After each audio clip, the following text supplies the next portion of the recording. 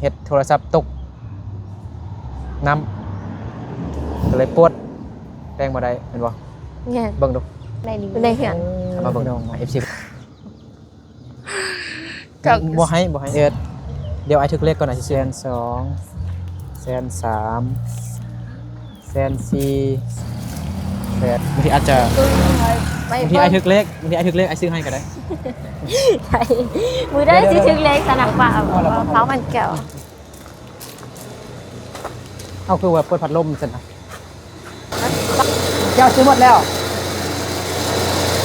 ซื้อมันแก้วช่วยแม่หมดแล้วซื้อช่วย3 เซน 4 เซนเขาซื้ออันวันเย็นช่วยเด้อันขนมอันนี้ก็น้ำหวานหั่นน่ะ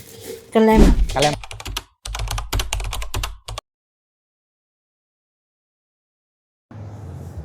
สบายดีพี่น้องเบิดสุขสุขคนที่เข้ารบหางแพงเด้อยินดีต้อนรับเข้าสู่ช่องบ่าวนึกเผาไพรเส้นเก่า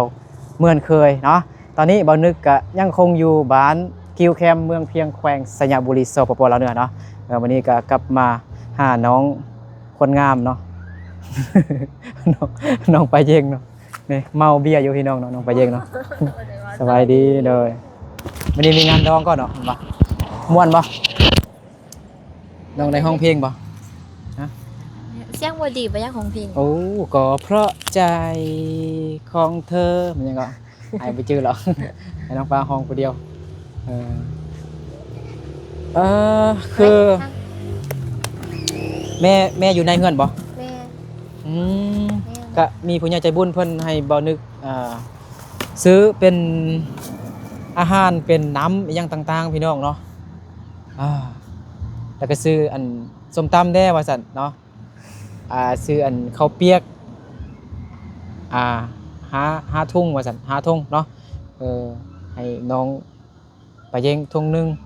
ให้แม่ทุ่งนึงให้ไอ้ทรายน้องอายาทุ่งนึงให้ซาวลีทุ่งนึงให้บ่นึกทุ่งนึงว่าซั่นเนาะแต่ บ่นึกคิดว่าน้องไปเยงบ่ได้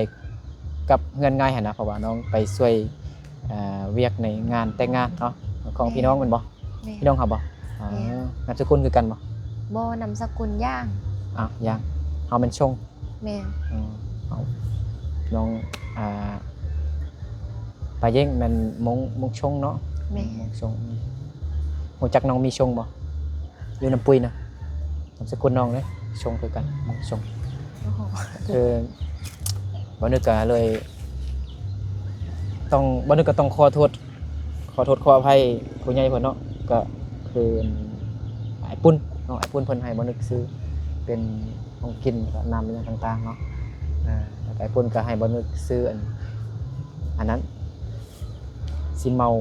มันแก้วน้องเบิดแล้วก็มะกล้วยได้ว่าซั่นยังบ่แล้วก็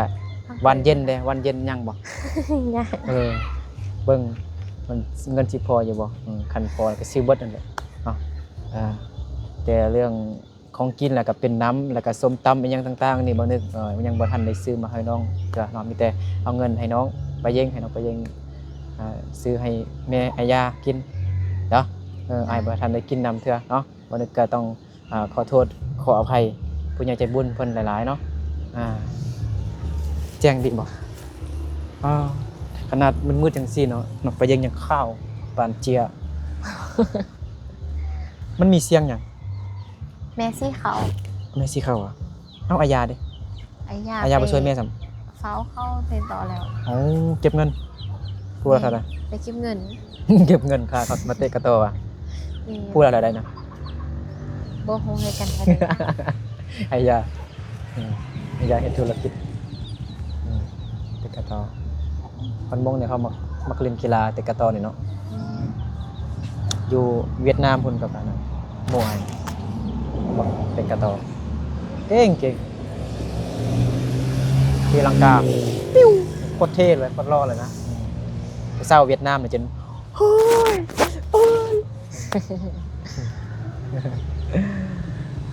เนาะได้ยินข่าวว่าน้องไปเยงเฮ็ดโทรศัพท์ตกน้ำก็เลยปวดแป้งมาได้เห็นบ่เบิ่งดู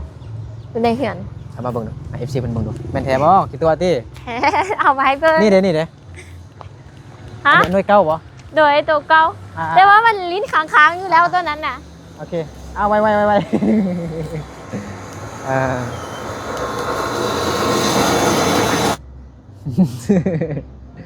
ตอนนี้ก็เป็นเวลา5 โมงแล้วพี่น้องเนาะจักไว้ก่อนกันเลย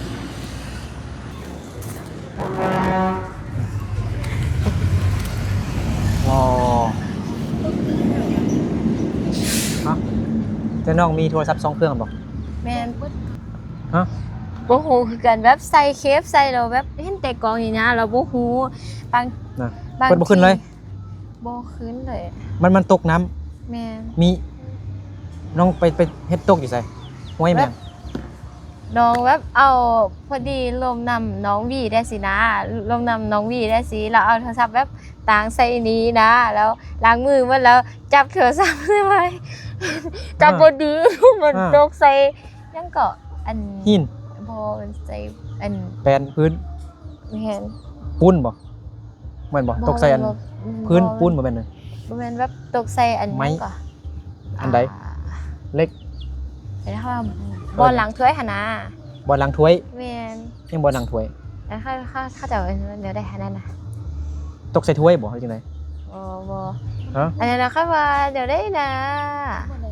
ฟอยลังถ้วยสไลด์บ่แม่น บอลล้างถ้วย บอลลังถ้วย ล้างถ้วยล้างจานพี่นะ แม่น อันเปิดก๊อกกันเนาะเออ แม่น ฮะต้องย่องไว้เทิงบ่สูงบ่ แม่นส้ม อ๋อ แบนแล้วจับหมาแล้วตกแบบตก อ๋อ ใส่แล้วมันแห้ง ตกแล้วมันโอ้บอลล้างถ้วยล้างบวงอะเนาะล้างมืออะเนาะ แม่น มันจะมีอันซามเนาะ แม่น ซามเนาะก็มีก๊อกเปิดอะเนาะแล้วตุกแล้วก็แตกเลยน้ำกับเข้าอีกโอ้ซ้ำเติมอีกเนาะ แม่น อ๋อ iPhone 11 ธรรมดาบ่ทางว่าเนาะนี่เสียดายเด้เนาะ ลูกค้าก็เดียวทักมาซื้อเครื่องในนั้น แต่ว่าบ่ได้ต้องเชื่อจำ ผู้คันแป้งนี่คือสิ เอารหัสอันเดียวกันนะ รหัสเฟซแท้อันเดียวกันแต่ว่า WhatsApp น่ะ แท้อยู่ในนี้ โอ้พี่น้องเนาะ ก็ บ่ให้เดี๋ยวไอ้ถึกเลขก่อนนะสิซื้อให้ ถึกเลข800 ล้านซื้อให้ กูข้อมูลได้บ่ บ่ได้ติ บอซิปอยู่ในนี่ น้องบ่ได้ฮะ เบอร์ ยังก่อน ยังก็อยู่ในเหมือนบ่ได้เอาออกค่ะ น่ะ แม่น บ่เบอร์เนี่ยมันมีสิเกี่ยวหยัง เบอร์เก่าก็ได้ที่ บ่เบอร์อยู่นี่มันบ่เป็นหยังเฮาต้องมาใส่หน่วยมาก็ได้ แต่ว่าเดี๋ยวได้เบอร์ลูกค้า อันโทรศัพท์หน่วยนั้นเด้ Android แม่น อ๋อ อันมัน Android อันนี้มัน iPhone ธรรมดาพี่น้อง11ธรรมดาเนาะ เพราะอันนี้คันให้เขาแพงแต่ก็แพงอยู่แต่ว่ามันจะได้กับขึ้นมาอยู่แต่มัน อ๋อ จะแพง มันแพงขนาดหน้าจอกันยังล้านปลายหรอกล้าน2 ล้านพุ่นเด้ของไอรีตกในเดียวซื่อๆตกเทึงนี่บ่มัน ผ่านไป แม่นล้านปลายมื้อนั้นนะไปเปลี่ยนจอเท่ๆมันน่ะเฮ้ยอันน้องในทางหน้าทางหลังเนี่ยป้อมันบ่เพิ่นบ่ขึ้นอีก หน้าจอนี้ก็บ่ค่อยติดดีมันก็ นะอั มัน น เนี้ มีแซ่ออกมาเลย คันแป้งนี่ก็ซ้ำกับเฮาซื้อหน่วยมาอยู่เลย2-3 ล้านพุ่นแหละแป้ง แต่ว่าอย่าแหละเดี๋ยวแป้งก่อน ฮะ มันสิแป้งอยู่ สอเงินแป้งก่อน ไปขุดมันแก้วใครมันแก้วได้เงินมันแก้วแล้วก็ แป้งโทรศัพ แป้ง ท์ โอ้ข้อมูลอีกอย่างอยู่ในนี้หมดเนาะสำคัญเนาะโอ้เสร็จนำผู้บ่าวก็อยู่ในนี้หมด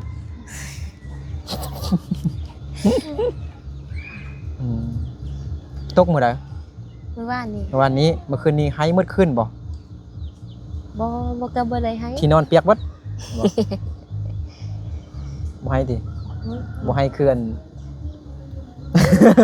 บ่ให้คืออันเล็บมือนั่นนะ คือแม่น้องว่านะเนาะ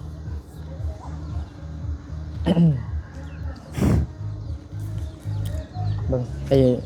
อ้ปุ้นฝากเงินมาเนาะผู้ใหญ่ใจบุญเพิ่นอยู่ทางฝั่งไทยเพิ่นแหละฝากเงินให้ซื้อของกินนั่นแหละพี่น้องเนาะวันนี้คือต้องขอโทษขออภัยผู้ใหญ่เพิ่นหลายๆเนาะคือมาเดินทางไกลได้พี่น้องเนาะฟ้าวเด้มื้อนี้ก็ได้มาก็ไปเอาอันคอมเลยเด้นี่ก็ผู้ใหญ่เพิ่นซื้อให้ อ๋อ เอ็มมันซื้อให้ไปซื้อยามาเป็นบ่ แม่นเอาคอมเนี่ยก็ไปส่งเงินให้น้องไม่ห้างอันอยู่ห้วยแซงแง่มันได้แปลงห้องน้ำเบิ่งกันFC ฝากเงินมาหลาย ทานหลายคนอยู่พี่น้องเนาะบ่นึกบ่จื้อก็เลยจดใส่เจียเนาะเบิ่งกัน เดี๋ยวนะ เดี๋ยวจะใส่เจีย เดี๋ยวอันนี้เอามา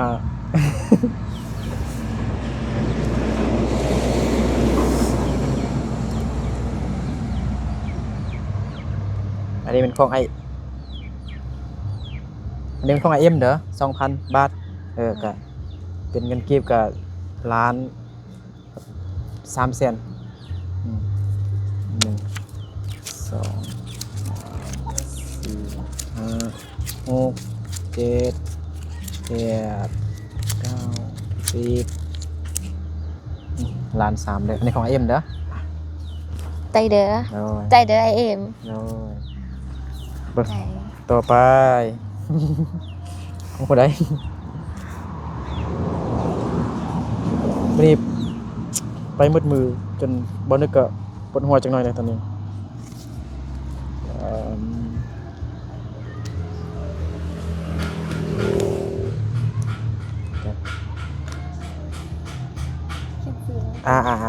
อันนี้มันซื้ออัน ให้ซื้อของกินแล้วก็เมาซื้ออันมันแก้วน้องเด้แต่บ่ฮู้ว่าสิหมดอยู่บ่เนาะ3แสนสิหมดอยู่บ่ บ่แม่นว่าเราให้เมาเราให้ตู้บริจาคไป แม่นเอาไปแจกเข้าหาอ้ายกับน้องไปเย่งไปแจกเข้าว่าซั่นแจกได้ก็ได้ไอ้กับของอันนั้นของไอเอ็มอันนี้ของไอ้ปุ้นเด้อ เด้อ ไอ้ปุ้น FC ทางฝั่งไทยเขียนไว้อย่างละเอียดอยู่นี่500 บาทแม่นซื้อของกิน เขียนอย่างละเอียดเลยนะ แม่นซื้อของกินซื้อของกินแม่น500 บาท3แสนเนี่ย เห็นสิเออ 1 2 3อันนี้มันซื้อของกินแต่อายบ่เอาดอก อ้าว เราให้อันซื้ออีหยังไอรีไอ้นี่ก็กินน้ำสิแต่บ่เป็นหยังเอา อ่า ให้น้องแปลงโทรศัพท์ เต๋ โอเคซื้อของกินเด้อ1 2 3 4เป็น7แสนเลยนี่1,000 บาทเนาะซื้อเบิ่งลองคิดไล่เบิ่งดู อันแก้วอ่ะ ซื้อมันแก้วแม่นบางทีไอจะเอาแล้วไปแจกให้เด็กๆเพิ่นอยู่อันบ้านไอรีเด้ อ่ะ เราให้ซื้อเมาหมดหั่นน่ะเบิ่งคิดไล่เบิ่งจักแสนหมดแล้วบ่อยู่พุ่นนะ อุ้ยเงินอย่าง ยังหลายบ่ อย่าง ยังหลายซำใดเป็นล้านมันติอยู่เงิน อืม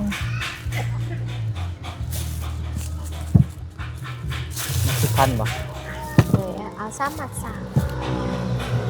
บ่ไล่ ฮะ ไล่มัด10,000หมดเลย หันไปเลย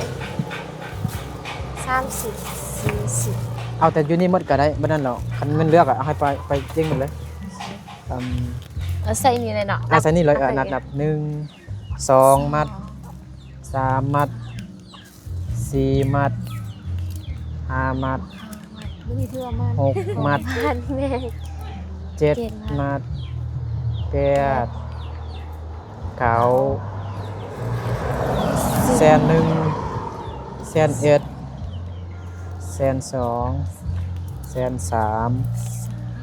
แสน4แสน5แสน6แสน7แสน8 พาได้พักผ่อน แสน9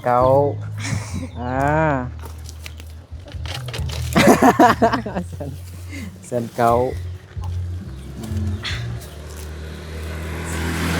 2 แสน ตัวนี้ 2 แสน1 ตัวนี้ 2 แสน1 2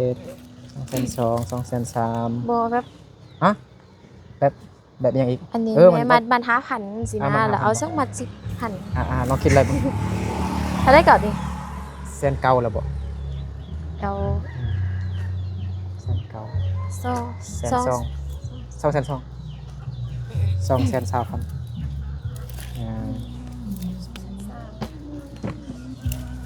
แสน 200,000 5 พี่แผ่นก็มีด้วย แป๊บนึง200,000 2 แสน5ยังแสน5เนาะ โ เลย เอาวันเย็น มันเย็น นี่บ่ มันบ่เย็นเอามืออื่นค่อยมาเอาก็ได้ มันบ่เย็นแล้ว แต่ว่าอยู่เหือนก็มีอยู่คันเอาละสิเอามาให้เถอะ อ่า เอาอ่ะ เบิ่ง ป้าเจ๊เล็กน้อยก็ได้ ฮะ คันได้ยินเด็กน้อยเดี๋ยวบอกน้องป้าเจ๊เล็กน้อย เล็กน้อยกันเอา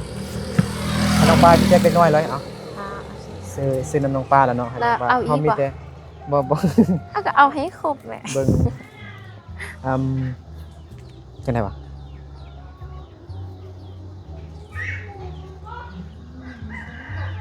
เอาร่อนเอาไปบ่ไปแจ็คไทยบ้านดงหลวงนะ ป้าเจ๊อยู่นี่ก็ได้เจ๊ อ่าก็เอาไว้อยู่นี่เด้ แต่อยู่นี่เขามีมันบ่เนาะ เดี๋ยวเขามีบ้านมันแล้ว ป้าเจ๊บ้านนอกก็ได้อากาศ สิร่อนอยู่บ่ซั่นน่ะ บ้านนอก นักบ่นี่ ใส่ทางน้าเดี๋ยวบ่สั้น ได้อยู่ คันมืออื่น ใส่ มา เป่า แล้ว ใส่เป่า ค่อยมาเอามาก็ได้ใส่ปอด เอาไปครึ่งนึงก่อนก็ได้ เอาไปครึ่งนึงก็ได้ เอาไปครึ่งนึงก่อนเนาะมื้ออื่นจึงเอาไปแจ็คอีก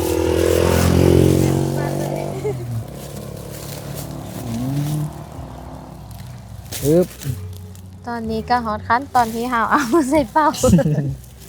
ไปยิงอยู่น้องไปยิง ฮะ คันมันแพงมันต้องเป่าแป้งหน่อยเด้อโทรศัพท์นะครับจาก2-3 มื้อก็บางทีอาจจะ ไป บางทีไอ้ทึกเล็กบางทีไอ้ทึกเล็กไอ้ซื้อให้ก็ได้ ไปมือได้สิถึงเล็กซะนะ พอแล้วบ่เดี๋ยวมัน เอาตรงนี้ออก เอาเส้นนี้ก่อนอันนั้นเอาไปมือ อ่า เดี๋ยวเอาเครื่องยูทูบใส่อีกก่อนเนาะ สิกลับเลยได้นี่นะ ฮะ สิกลับเลยได้ น้องปลาพักผ่อนหน่อยนี่เนาะ เอ ไอ้ปุ่นเพิ่นฝากเงินให้เมาซื้อมันแก้วแล้วก็หวานเย็นอยู่นี่ จ่าให้ แล้วก็ คุณเด้อก ล้วยได้ว่าซั่นแต่ว่ามื้อนี้บ่มีกล้วยเนาะ มีแฮน บ่มีกล้วยเนาะก็มีแต่เมาตัวนี้อันนี้เนาะปลาเนาะมื้ออื่นจึงมาเอาอันนี้ไปแจกอีกเนาะมื้อนี้ก็เอาอันนี้ไปแจกเขาญี่ปุ่นเนาะอยู่บ้านของซาวลีเนาะอยู่บ้านดงหลวงเพิ่งเพียงบ่มีผู้ใดมีอันส่วนมันแก้วหั่นน่ะมีแต่ว่ามีน้อยหั่นน่ะบ่คืออยู่บ้านคือแคมป์อยู่บ้านคือแคมป์มีเกือบทุกครอบครัวมีมันแก้วแม่นบ่ แม่น โอเคเอาแต่สำนีไปก่อนเนาะมื้ออื่นเอามาปึ๊บเอามาไว้นี่ก่อนปึ๊บ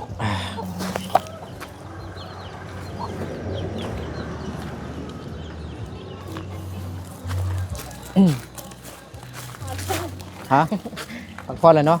พักผ่อนแล้ว เอาอายเด้แม่สิเข้าผู้เดียวอ๋อ เอาป่าฟ้ามันแก้ว เอาคือว่าเปิดพัดลมซั่นน่ะ แล้วเป่าแบบเดี๋ยวได้เปลือกเขานะ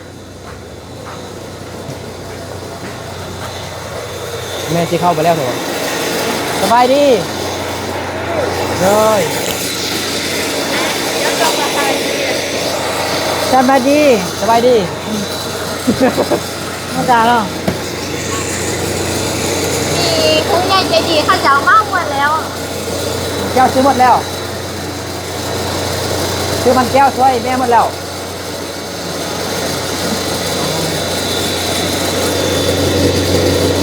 เจ้าป่ะ ใครว่าเจ้าเหรอเดี๋ยวเจ้าเหรอเดี๋ยวเจ้าเหรอมาเดี๋ยวก่อนนะขอบใจไล่ทีอย่างเข้ามันแก้วพี่แม่ขี้อายแม่ว้าวสิแม่ขี้อายจะมาน้องป่าบอกแค่นี้แม่ก็เลยขอบใจไล่เดี๋ยวฮีมามันแก้วลงป่า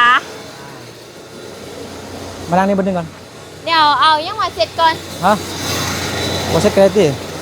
ตั้งหินหนองปลาเนาะ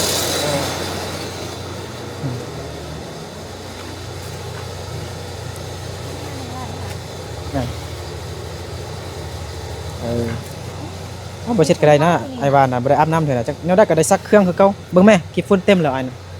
อืม คือกัน ให้น้องป้าอวยพรผู้ใหญ่เพิ่นอย่างเป็นทางการเนาะ ยังเป็นทางการ เอาอวยพรให้อันไอ้ปุ้นเพิ่นแล้วก็ไอ้เอ็มเนาะ ขอบใจไอ้ปุ้นกับไอ้ โดย เอ็มเด้อที่ยังฟ้า เงิน เงิน ให้น้องป้าใส่ ป่า ได้ซื้อ ซื้อโทรศัพท์ ว่าได้ซื้อ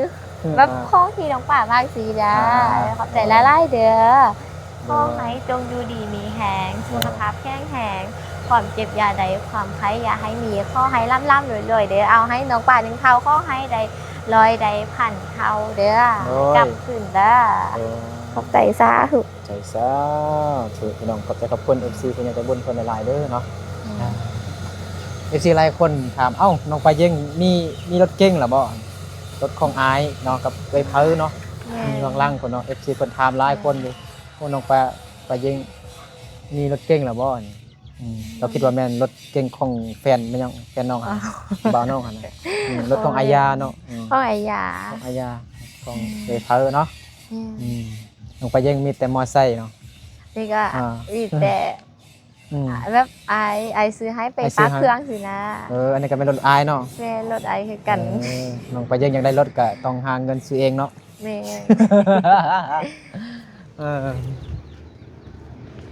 ทราบนาทีเอาเฮ็ดยังล่ะบัดนี้บ่มีอันนั้นบ่ จังได๋ใครไปเรียนก็ได้ ไปเรียนแล้วก็ได้ไป จังได๋น้องปลาใครไปเรียนได้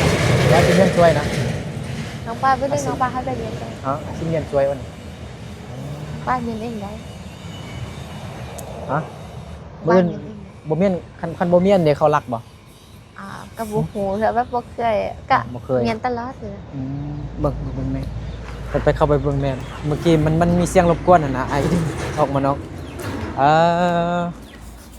แม่น้องปลาเย่งสบายดีเด้อเมื่อกี้บ่ได้ยินเสียงเนาะโดยดีใจบ่ซื้อมันแก้วซวยเบิดแล้ว ดีใจวะ ดีใจวะ ดีใจละลายโอ้ แต่บ่แม่นเงินน้องเงินอันลูกเด้อเงินของอันผู้ใหญ่เพิ่นอยู่ทางฝั่งไทยเพิ่นแหละ เขาซื้อซอยน่ะ เขาซื้อซวย300,000 400,000เขาซื้ออันวันเย็นซวยเด้อ นี่ อันขนมอันนี้ก็น้ำหวานหั่นน่ะ กันเลยมา กะแลมกะแลมก็ได้ อันนี้ข้าวเจ้าแม่นบ่เฮาซื้ออัน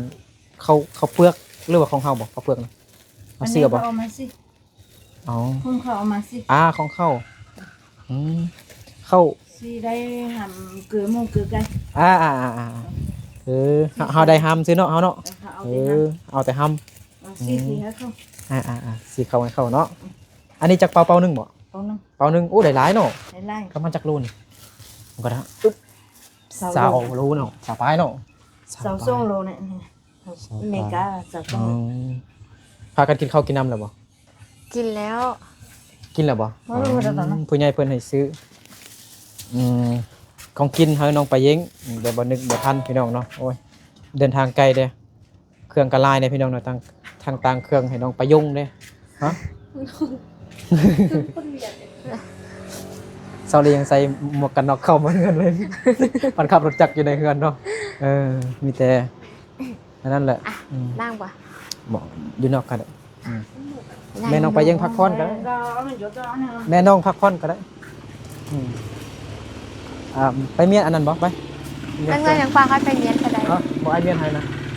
น้องปลา เดี๋ยวนี้ก็นั่งอยู่นี่ซื่อๆเลยบ่มีเว้าหยังเลย นั่งร่วมกันนิด ลมกันซื่อๆเนาะน้องปลามีผู้บ่าวแล้วบ่ ยัง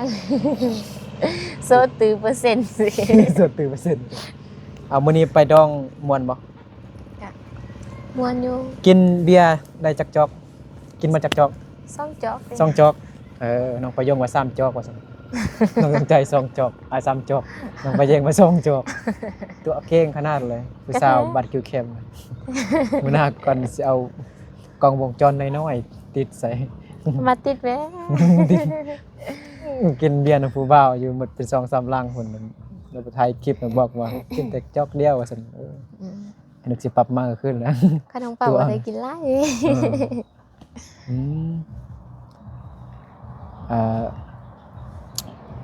น้องปลามีโทรศัพท์2เครื่องเนาะเครื่องนึงเป็น iPhone เครื่องนึงเป็น Android พี่น้องเนาะแต่ข้อมูลส่วนหลายก็อยู่นำ iPhone เนาะลูกค้าเพิ่นทักหาหลายอยู่เนาะ แม่นเพราะว่าตอนนี้เพราะว่า Android นี่แบบ WhatsApp หันมันสาวบ่ได้แบบมันอัดเสียงแล้วก็โทรมาแล้วรับบ่ได้สินะแล้วก็เดี๋ยว เราก็เลยว่าซื้อแบบซื้อตัวใหม่ได้สินะแล้วก็แบบ Android นี้ซื้อแต่ปี2022มาแล้วสินะแล้วมันแบบไทยฮูปยังแบบมัวๆมันบ่เห็นแจ้งสินะแล้วน้องปากให้เครื่องแน่แล้วก็เลยก็เลยซื้อให้สินะให้น้องปากให้เครื่องแน่ เงินน้องปลาขายเครื่องแน่ แม่นซื้อให้น้องปากให้เครื่อง เงินอายแน่ซื้อโทรศัพท์นะ แม่นเงินอาย อ๋อ ตอน บวกกันอ๋ออันน้องซื้อเท่าไหร่ก็ ตอน iPhone นะซื้อมาอันมือหนึงบ่นี่หรือว่ามือสอง มือหนึง มือหนึงบ่อ๋อ โดยอัน6ล้าน4 6ล้าน4เนาะซื้อได้จักปี ได้ จักปีหยังน้องซื้อนะ ถ้าก็ได้ถ้าพอ ฮอดปี ดี แล้วบ่ ครบรอบ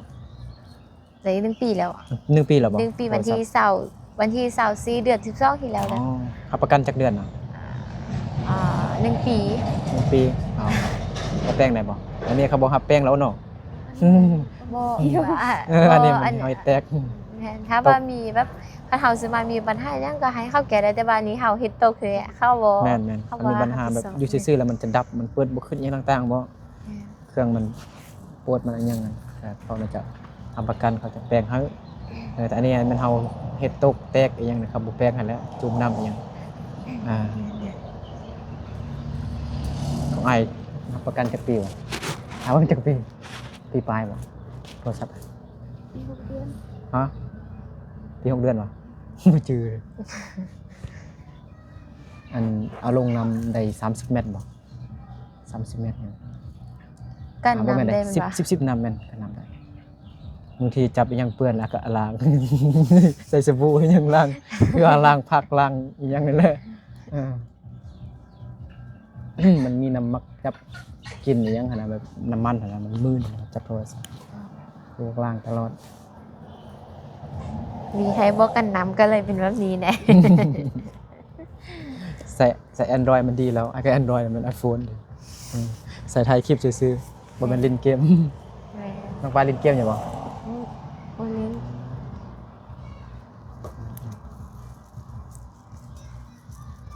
เบิ่งiPhone 16ราคา iPhone 16 ธรรมดาราคาซ้ำโทรศัพท์อ้ายนะซ้ำ Android Samsung ของฟังแล้ว ที่ถาม18 ล้าน iPhone 16 ธรรมดาได้ยังบ่แม่น Pro Max Pro Max นึงคือ19หรือว่า20ไป Pro Max iPhone 16 มักอยู่บ่ บ่ตรงคือกัน กล้องมันมีกล้องคล้ายๆแบบเอียงคือ Android เนาะมันมี2กล้องทางล่าง คือสำหรับน้องที่แม่นบ่ แม่นี่ iPhone 16ดิ อันนี้ก็ iPhone 16เลยนะแม่นบ่ บ่ มักบ่แบบนี้ใช่นะiPhone 16 ก็บ่ฮู้แบบ โอ้โหจัง ถ่ายไอ้ทึกเล็กก่อนไปซื้อให้2เครื่องพุ่นน่ะมันถึกเป็นตื้อล้านนะถึกเป็นล้านไอ้ซื้อเครื่องเดียว ได้ อันนี้มัน Android เนาะแพงก็คือสิแพงเด้อันนั้นน่ะทางล่างน่ะจิเห็นอันกระดูกสันหลังหมด โทรศัพท์ iPhone ก็มีแต่นั้นแหละเนาะคลิปนี้ก็บ่นึกก็ต้องกราบขอโทษเนาะขอโทษขออภัยเนาะบ่ได้ซื้อของกินให้น้องปลาเย่งเนาะกับขอโทษน้องปลาเย่งแน่แล้วก็ขอโทษผู้ใหญ่เพิ่นได้เนาะมันนึกฟ้าวแฮงแล้วก็เดินทางไกลได้พี่น้องมื้อนี้เนาะนั่นแหละน้องปลาเย่งเด้อมื้ออื่นพี่อาจจะสิกลับมาอีกมื้ออื่นก็ใครเครื่องปกติวะ ใคร ใครอันไอเมาหันใครอันตัวในปุ่นเมาอันตัว โอ้อยู่ในเขื่อนใครก็มีแล้วก็ไปขุดไม้อยู่สวนก็ยังมี วันนี้ไอสิไปเบิ่งเขาดุดอันดินน้องประยงเนี่ยก็สิแวะหาน้องเลยเด้เด้อ ได้ นั่นแหละไอกลับก่อนเด้อ ได้ กลับไปลินกับน้องหลานเบิ่งนึงก่อนเนาะมื้อนี้น่าจะฮอดมื้อฮอดค่ำพอแล้วจึงฮอดบ้านฮอดงานพี่น้องเนาะโอเคบ๊ายบายน้องปลาเย็งสิไลบอลดึกกลับแล้ว บ่ก็บ่ได้ไล่เด้ โอเคพี่น้องเนาะเอา